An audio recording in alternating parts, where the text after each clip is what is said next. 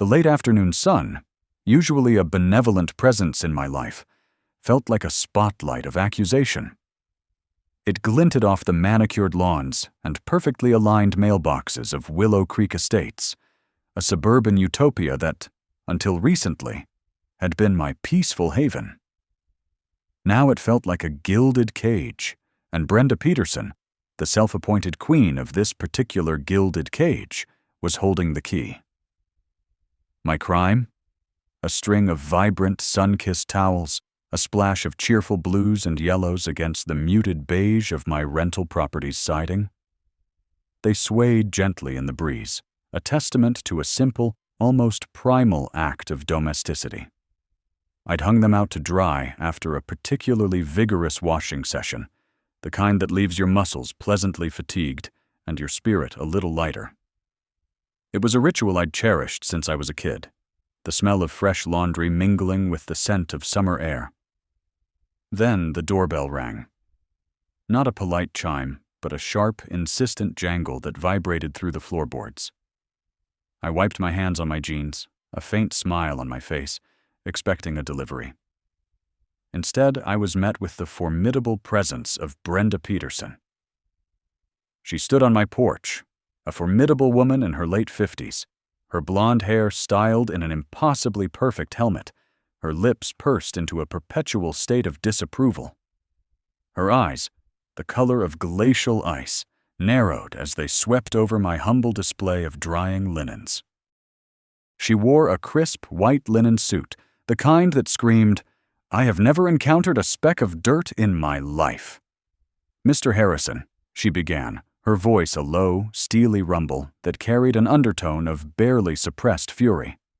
"I see you've been creative with your exterior decor." I blinked, my smile faltering. "Brenda, everything okay?" "No, Mr. Harrison, everything is not okay," she retorted, her gaze fixed on the flapping towels as if they were a personal affront. "This is a violation of the Willow Creek Estates Homeowners Association covenants, conditions, and restrictions, Section 7B, subsection 4, regarding unsightliness and nuisance." I stared at her, a knot of confusion tightening in my stomach. Unsightly? Nuisance? "They're just towels, Brenda." Drying. She let out a sound that was somewhere between a scoff and a choked gasp. "Towels, Mr. Harrison, are to be dried indoors, or in a designated drying area, which, as you are aware, this property does not possess. This garish display detracts from the aesthetic harmony of our community." My mind reeled. Aesthetic harmony? I looked at the perfectly manicured lawns, the identical houses painted in approved shades of beige and taupe, the strategically placed ornamental shrubs. Harmony? It felt more like a meticulously constructed illusion, a fragile facade that Brenda was determined to protect at all costs. "But it's just for a few hours," I protested, my voice rising slightly. "The sun will dry them quickly, and then I'll bring them in. It's a perfectly normal thing to do." Brenda's lips thinned further. "Normal for some people, perhaps, but not for the residents of Willow Creek Estates. We have standards, Mr. Harrison. Standards that are clearly not being met." She reached into her pristine handbag and pulled out a clipboard. Her pen scratched decisively against the paper. "I am issuing you a formal warning and a citation for a $500 fine." The words hit me like a physical blow. $500 for drying towels? I felt a surge of disbelief, then anger, hot and sharp, prickled at the edges of my composure. "A $500 fine? Are you serious, Brenda? That's ridiculous."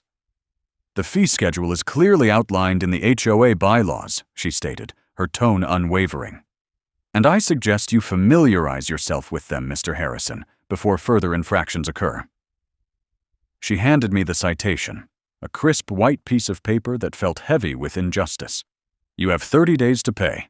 Failure to do so will result in further penalties." She turned on her heel, her white linen suit a stark contrast against the twilight sky, and marched back towards her own immaculate residence, leaving me standing on my porch, a $500 fine clutched in my hand, a storm brewing in my chest. The sun, which had seemed so benevolent moments before, now felt like an indifferent observer to my newfound predicament. I looked at my towels, still fluttering cheerfully in the breeze, and a defiant spark ignited within me. This was not just about towels anymore. This was about sanity, about reason, and about the absurd tyranny of an overzealous HOA president. I wasn't going to let Brenda Peterson dictate the very air I breathed, or the way I dried my clothes. This, I vowed, was just the beginning.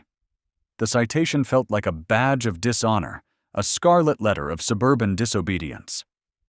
I reread the official-looking document, the bold typeface of violation notice, and the astronomical sum of $500, 500 dagern, mocking me. It was printed on thick, slightly textured paper, a testament to the HOA's commitment to bureaucracy. The details were precise. Violation, unsightly exterior appearance, specifically the unauthorized drying of laundry in a visible exterior location. Section 7B, subsection 4 of the Willow Creek Estates Covenants, Conditions and Restrictions. My rental property, a modest but comfortable bungalow, was nestled on a quiet street, lined with trees that were just beginning to show the first blush of autumn. It was a far cry from the sprawling mansions of some of the more affluent streets in Willow Creek. But it was home. Or at least it had been. Now it felt like a battleground. I walked back inside, the scent of fabric softener and sunshine clinging to me, a stark contrast to the acrid smell of injustice that was starting to fill the air. I slumped onto my sofa, the citation still in my hand, my mind racing. Brenda Peterson. The name itself was enough to send shivers down the spines of most Willow Creek residents. She was the self-appointed guardian of suburban perfection, a woman who wielded the HOA bylaws like a weapon. I'd heard stories, of course, whispers at the community pool, hushed conversations at the annual block party, the meticulously maintained rose bushes that were deemed too flamboyant by Brenda, the bird feeder that was deemed a potential pest attractant, the subtle yet constant pressure to conform to her rigid definition of what Willow Creek Estates should be. But I'd always managed to stay under her radar. I was a quiet tenant, a law-abiding citizen, and I kept to myself. I'd never been one for elaborate landscaping or ostentatious displays of wealth. My life was simple, and I liked it that way. Until now. The $500 fine wasn't just about the money. It was about the principle. It was about the blatant disregard for common sense and the sheer absurdity of it all. I wasn't some delinquent teenager. I was a grown man with a job, responsibilities, and a perfectly legitimate need to dry my clothes. I picked up my phone and scrolled through my contacts, my finger hovering over the name of my landlord, Mr. Henderson. He was a kind, elderly man who lived out of state, and I'd always had a good relationship with him. But involving him in this seemed like an escalation I wasn't ready for. This was my fight. I stood up and walked to the kitchen, opening the cabinet where I kept my cleaning supplies. I pulled out a fresh bottle of laundry detergent, its cheerful packaging a stark contrast to the grim reality of my situation. I looked at the towels still hanging outside, a gentle reminder of the simple pleasure I'd been denied. A wave of defiance washed over me. I wasn't going to just roll over and pay the fine. I wasn't going to let Brenda Peterson bully me into submission. There had to be a way to fight this. I remembered seeing a binder tucked away in a drawer in the living room, a thick, imposing volume with Willow Creek Estates HOA bylaws embossed on the cover. It was the very document Brenda had used to justify her tyranny. I retrieved the binder, its pages filled with dense legal jargon and endless clauses. It was a daunting read, but I knew I had to delve into it. I settled back onto the sofa, the citation and the bylaws spread out before me like ingredients for a very unpleasant meal. As I began to read, a strange sense of empowerment began to bloom within me. The bylaws, while intimidating, were also a set of rules. And rules, I reasoned, could be interpreted. They could be challenged. They could, with enough effort and a bit of legal maneuvering, be overcome. I spent the next few hours poring over the document, my eyes scanning the fine print, my mind trying to make sense of the legalese. I highlighted sections, made notes in the margins, and felt a growing sense of determination. This wasn't just a battle against Brenda Peterson. It was a battle for common sense, for sanity, and for the right to perform simple, everyday tasks without fear of bureaucratic reprisal. The sun had long since set, and the moon cast a pale, ethereal glow over Willow Creek Estates. But inside my bungalow, a different kind of light was dawning. The light of an idea, a plan, and the unwavering resolve to fight back. Brenda Peterson had thrown down the gauntlet, and I was ready to pick it up. The $500 fine was a challenge, and I intended to meet it head-on, not with anger, but with strategy. This was just the beginning of my war against the HOA. The crisp white envelope lay on my kitchen counter, a stark white flag of surrender in my war against Willow Creek Estates. Inside, Brenda Peterson's perfectly formed script, like a tiny, perfectly formed dictator, detailed the egregious offense: violation of Article 4, Section 7B, unsightly exterior display. The fine, a cool $500, was printed in bold, as if to emphasize the sheer audacity of my crime. My crime? Hanging my brightly colored towels on the line to dry. Fluffy, vibrant towels that smelled of sunshine and fabric softener, now deemed a blight upon this manicured utopia. I reread the notice, my disbelief morphing into a cold, hard knot of indignation in my stomach. Unsightly? Nuisance?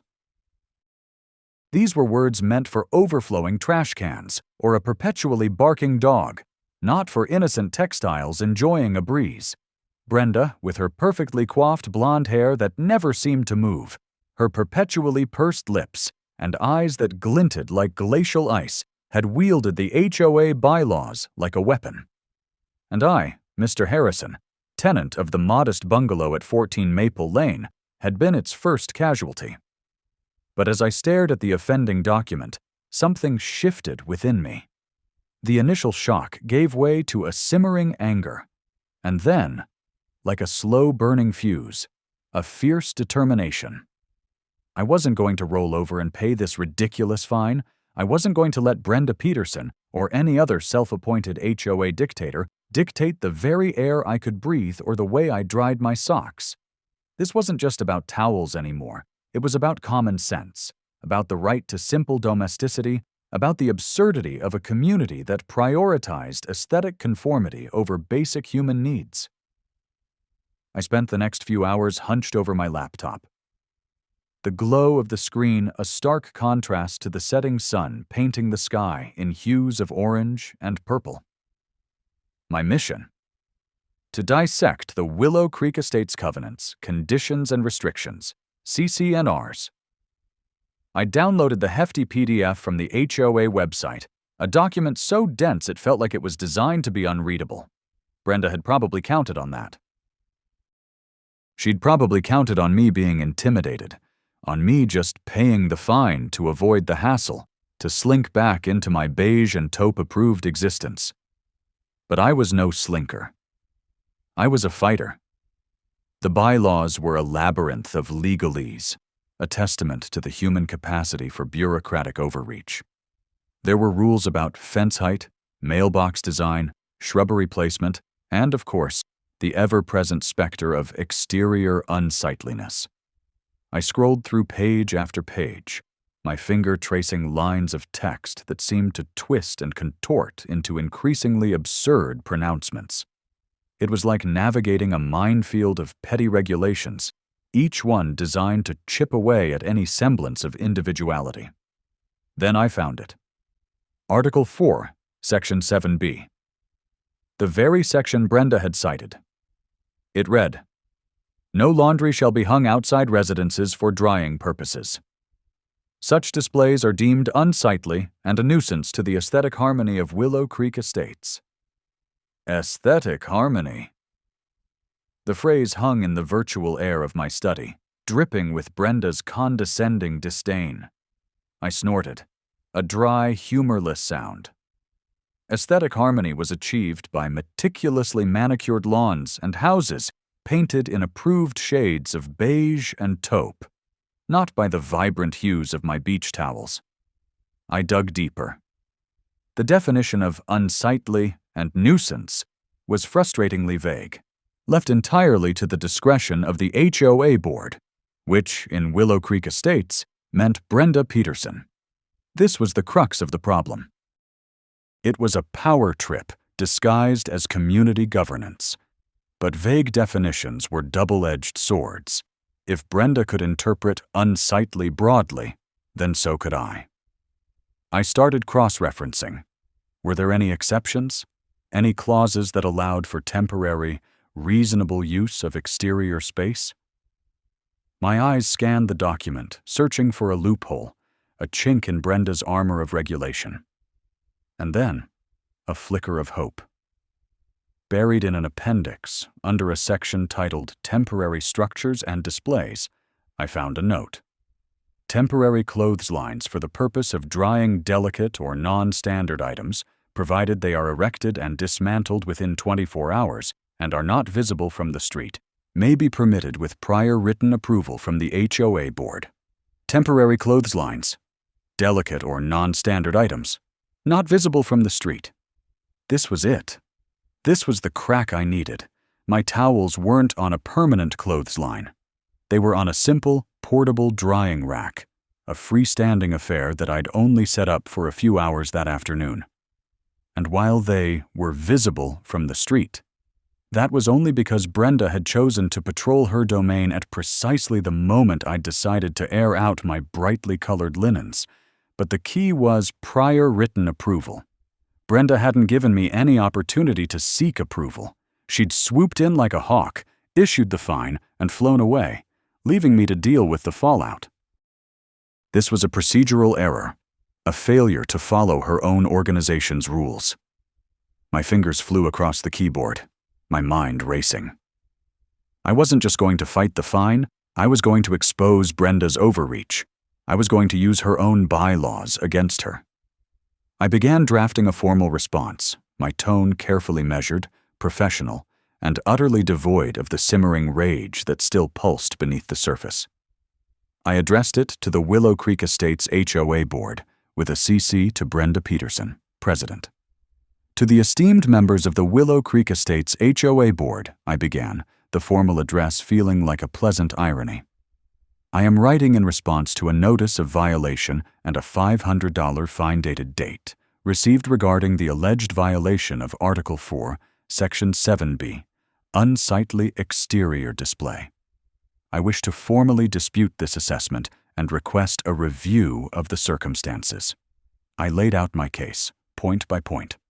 First, I explained that the items in question were towels hung to dry on a portable drying rack. This was a temporary, domestic activity, not an intentional act of defiance against the community's aesthetic standards. Then, I strategically introduced the appendix clause.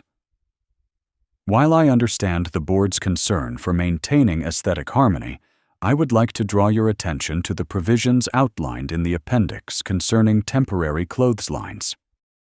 The items in question were hung on a portable drying rack, a temporary structure, for a period of approximately 3 hours on the afternoon of date.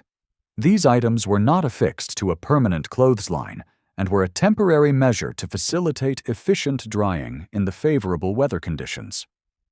I paused, letting the weight of that statement sink in. I was showing them that I'd done my homework. I was demonstrating that I understood their precious bylaws, perhaps even better than they did. Furthermore, I continued, my virtual pen scratching with renewed vigor. The notice cites a violation of Article 4, Section 7B. However, it fails to acknowledge the provisions for temporary drying as outlined in the appendix. According to these provisions, temporary clotheslines for the purpose of drying delicate or non-standard items may be permitted, provided they are erected and dismantled within 24 hours and are not visible from the street. My understanding is that prior written approval is required for such displays. I was not afforded the opportunity to seek such approval, nor was I informed of this specific requirement prior to the issuance of the violation notice. This was my ace in the hole. Brenda had jumped the gun. She hadn't followed protocol. She'd acted unilaterally, assuming her authority was absolute. Therefore, I concluded, my resolve hardening with each typed word, I contend that the issuance of this fine is either based on a misinterpretation of the bylaws or a failure to adhere to the established procedures for temporary displays. The items in question were not an intentional act of unsightliness, but a common domestic practice conducted under circumstances that, arguably, fall within the scope of permitted temporary activities, especially given the lack of procedural due diligence in the violation process. I reread the letter, a small, triumphant smile playing on my lips. It was firm, logical, and I hoped, impossible for Brenda to dismiss out of hand. It was a polite but firm refusal to be bullied. It was me, Mr. Harrison, throwing down the gauntlet from my humble bungalow. I saved the document, then printed it. I also printed a copy of the relevant pages from the CC&Rs, highlighting the appendix clause. I gathered a few more documents, my lease agreement, showing I was a lawful tenant, and a photograph of my little portable drying rack, looking utterly innocuous. The sun had long since set, and the streetlights of Willow Creek Estates cast long, sterile shadows. But in my kitchen, under the warm glow of the overhead light, I felt a surge of empowerment. The fine was $500, a significant sum. But the principle was priceless. This was more than just a fight against a fine. It was a stand against an oppressive, petty bureaucracy that sought to drain the color and spontaneity from life. I placed the printed letter and supporting documents into a new envelope, addressing it to the HOA board. Tomorrow, I would deliver it.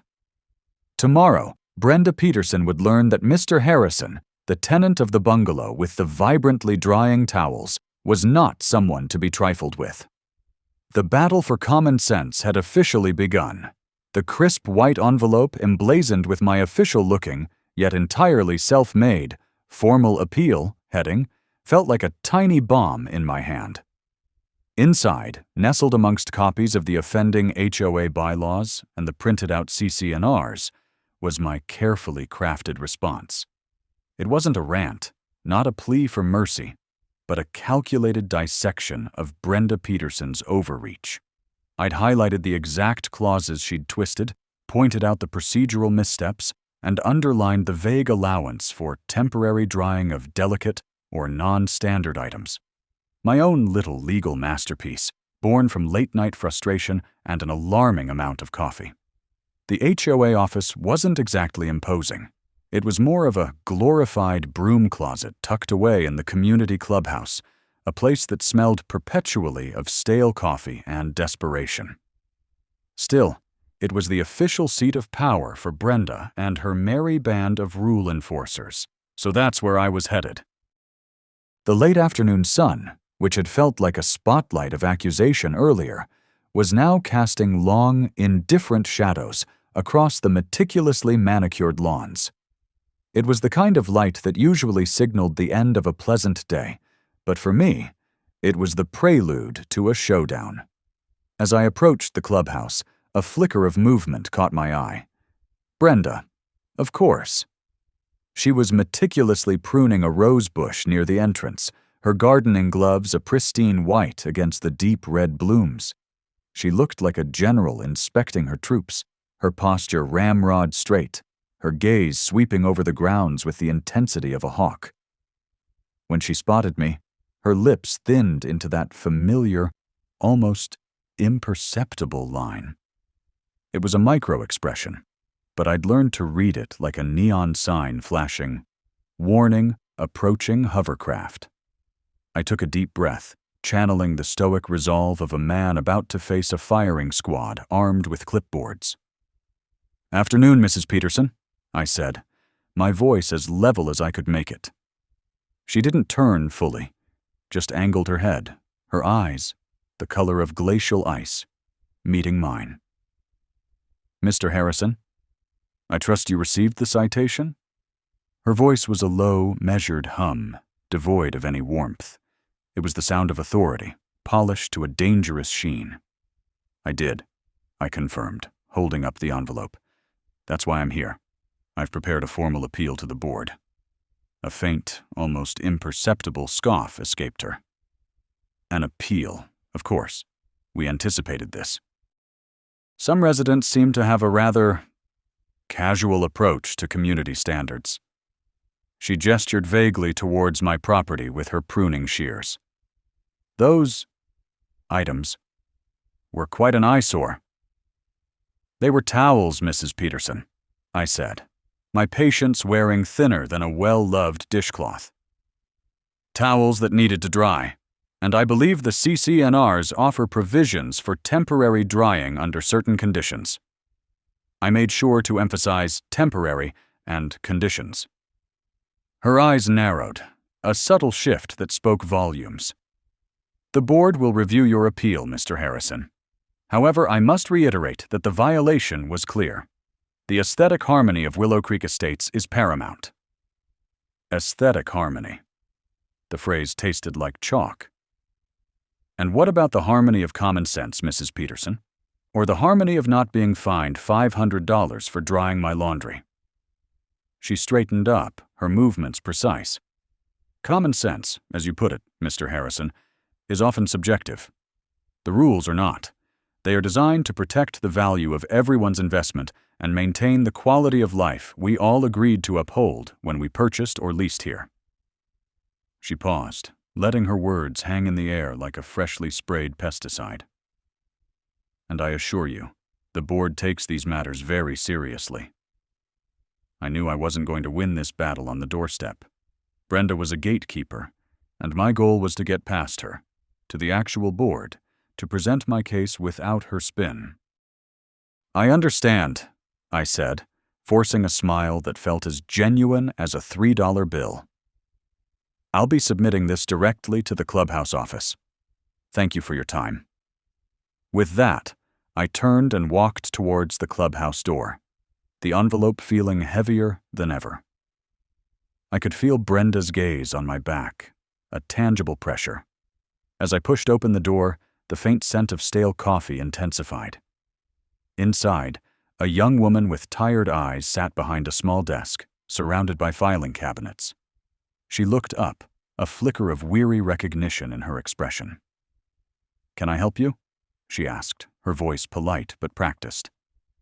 "Yes," I said, placing the envelope squarely in the center of her desk. "I'd like to formally submit this appeal to the HOA board. It's regarding citation number 7B42, issued on October 26th. She picked up the envelope, her fingers brushing against the thick paper. "Citation 7B42. The laundry fine?" A ghost of a smile touched her lips, quickly suppressed. "Brenda's been busy lately." "Apparently so," I murmured, resisting the urge to elaborate. "Please ensure this gets to the board for review. I've included all the relevant documentation." "I will," she promised, her gaze flicking back to the envelope. "They meet on the first Tuesday of the month." My heart sank a little. That was another 2 weeks away. 2 weeks? I echoed. "That's the next scheduled board meeting," she confirmed. "Unless there's an emergency session, which is rare." Rare, of course. Brenda would make sure of that. I'd have to wait, stewing in my own indignation, while my $500 fine loomed. But 2 weeks was better than nothing. It was time for me to prepare for that meeting, to anticipate Brenda's counter-arguments, and to rally any potential allies. I wasn't just fighting a fine anymore. I was fighting for the right to hang my damn towels in peace. As I left the clubhouse, the setting sun cast a fiery glow across the sky, painting the perfect houses in shades of orange and crimson. It was beautiful, in a manufactured sort of way. But as I walked back towards my modest bungalow, the scent of freedom, the scent of clean laundry drying in the open air, felt far more appealing than any enforced aesthetic. The gauntlet had been thrown, and I was ready to pick it up. The war against the HOA had officially begun. The next 2 weeks were a study in controlled simmering.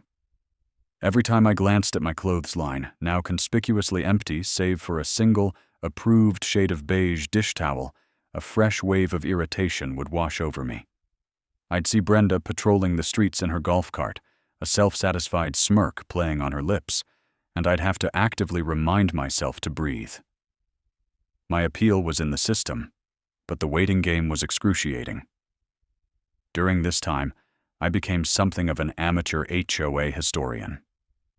I devoured the CC&Rs, not just the sections relevant to my case, but the entire behemoth of legally binding jargon. I learned about architectural review committees, landscaping guidelines, and even the highly specific rules about holiday decorations. No inflatable Santas taller than 6 feet, apparently.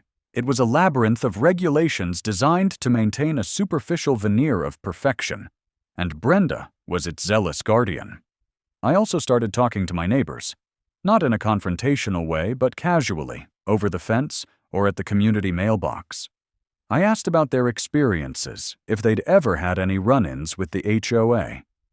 Most people offered a shrug and a muttered comment about Brenda being a bit much. But a brave few, shared stories that mirrored my own frustration.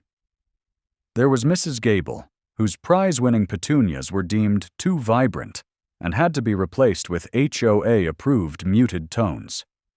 There was young Mr. Chen, who received a warning for leaving his recycling bin out for an extra hour on pickup day. Each story was a small ember, fanning the flames of my resolve. I discovered that Brenda's power wasn't just in her position. It was in the fear and apathy she cultivated. Most residents, I realized, were too busy with their lives, too intimidated by the bureaucratic maze, or simply too conflict-averse to challenge her. They grumbled, they sighed, but they didn't fight back. I was determined to be the exception. I also learned that the HOA board was a rotating cast of residents, elected annually. Brenda, however, had managed to hold on to the presidency for years, a testament to her relentless campaigning and her knack for making anyone who dared to run against her feel like an outcast. This meant my appeal wasn't just going to Brenda. It was going to the board, a group that might, just might, have a sliver of common sense left. The day of the board meeting arrived like a much-anticipated storm. I'd dressed in my best chinos and a crisp button-down shirt, feeling like I was heading into a job interview, or perhaps a trial.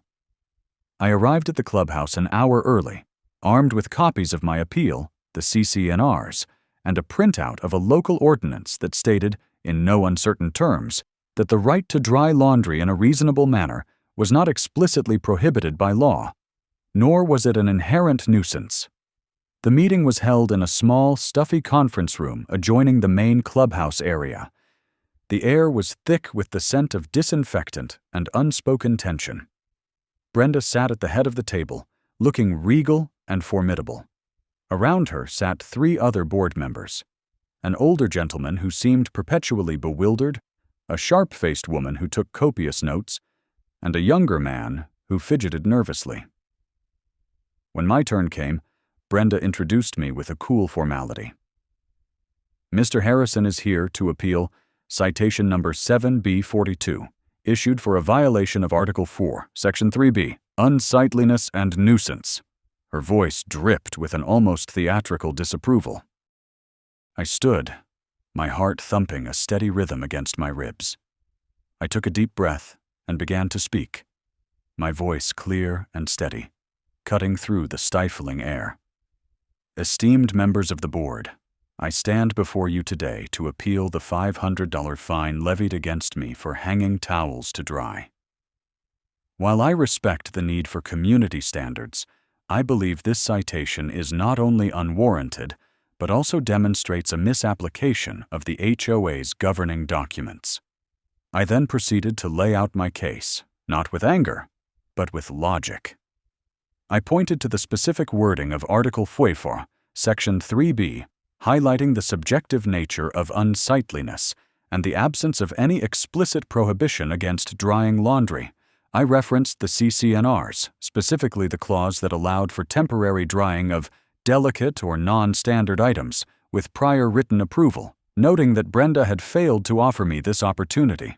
I presented my local ordinance, a small but potent piece of evidence that suggested the HOA's rules were, in this instance, pushing the boundaries of what was legally permissible. As I spoke, I watched the faces of the board members. The bewildered gentleman nodded slowly, as if a light had finally been switched on. The note-taking woman paused her scribbling, her pen hovering above the paper.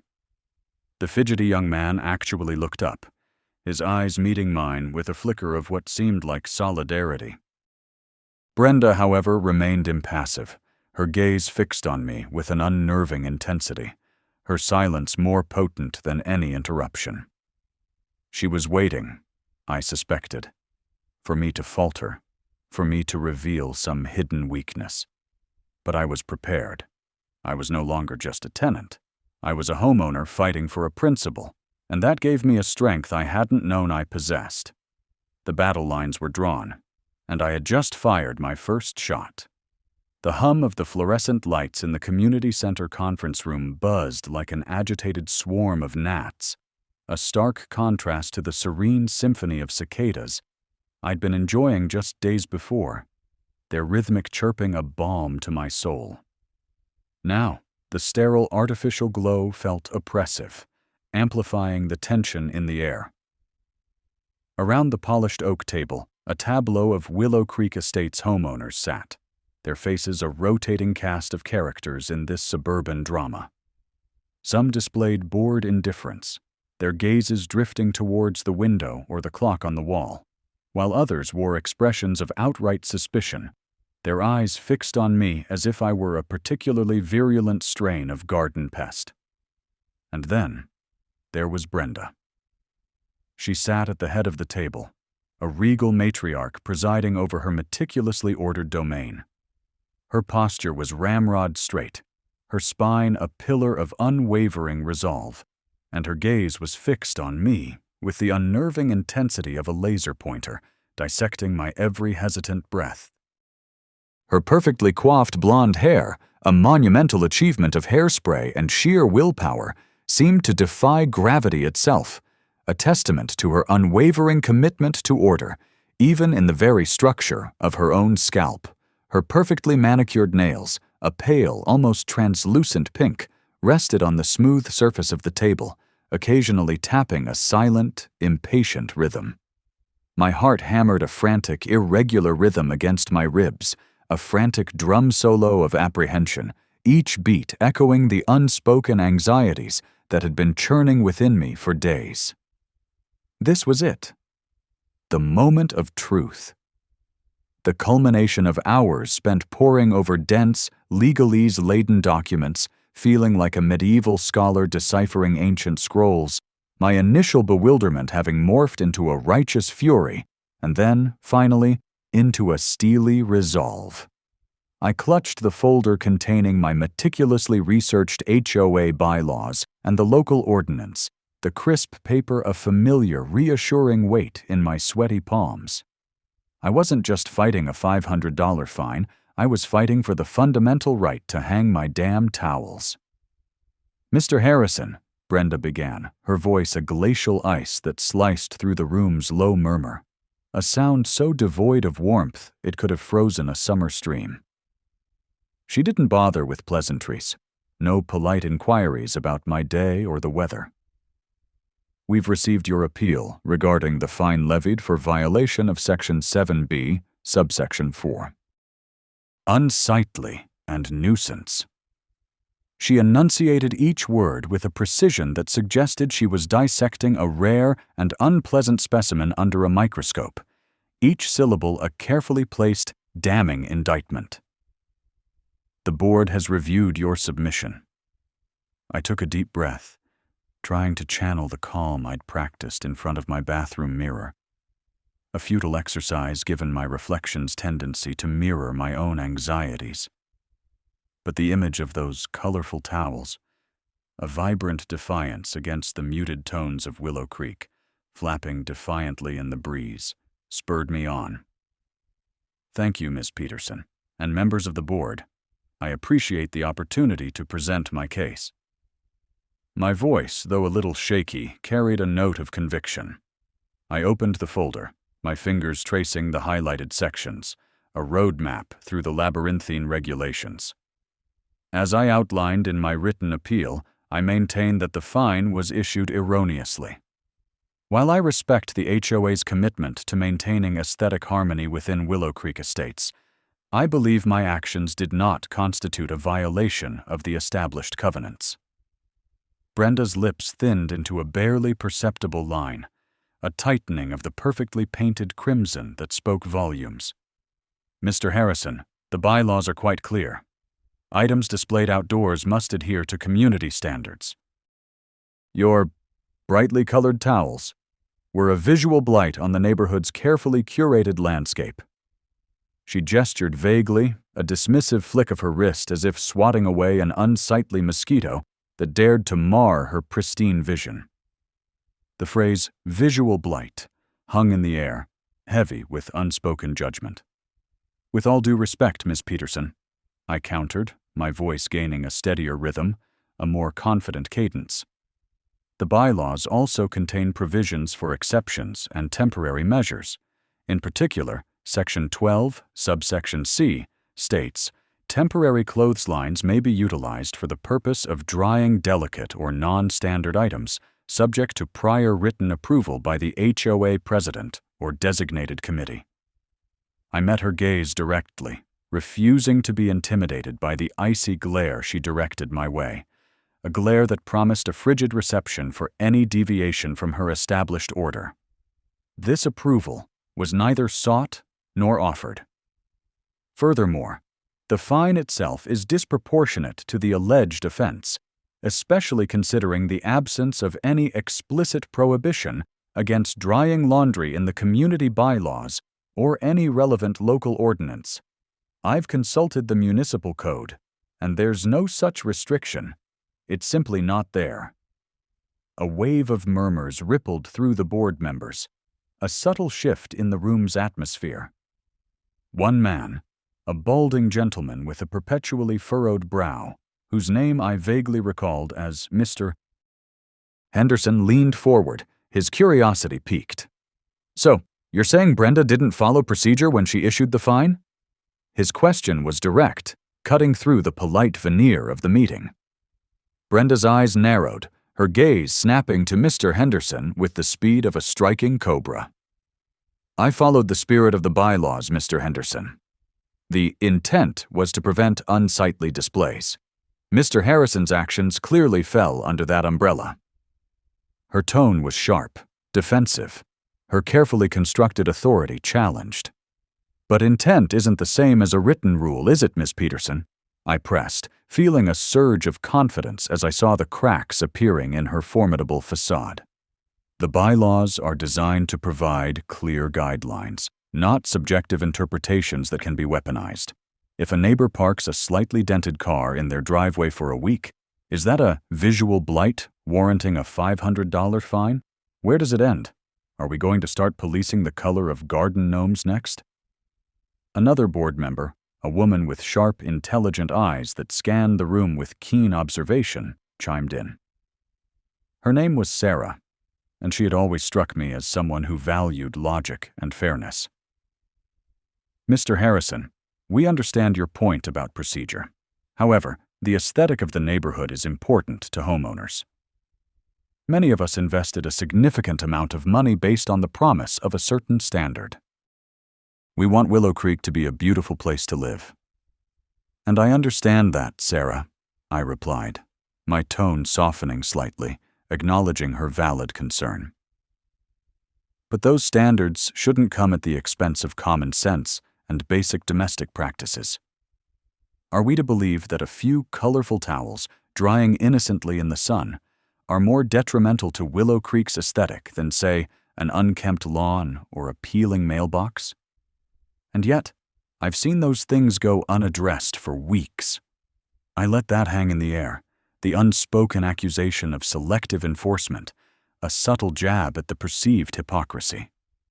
Brenda's jaw tightened, a barely perceptible tremor that betrayed her frustration. She picked up a sleek silver pen, tapping it against her notepad with a deliberate, almost aggressive rhythm. "Mr. Harrison, your argument is noted. However, the board must consider the broader implications. Allowing individual residents to decide what constitutes an acceptable outdoor display sets a dangerous precedent." She framed it as a matter of community responsibility, a subtle attempt to shift the focus from her own alleged procedural misstep. With all due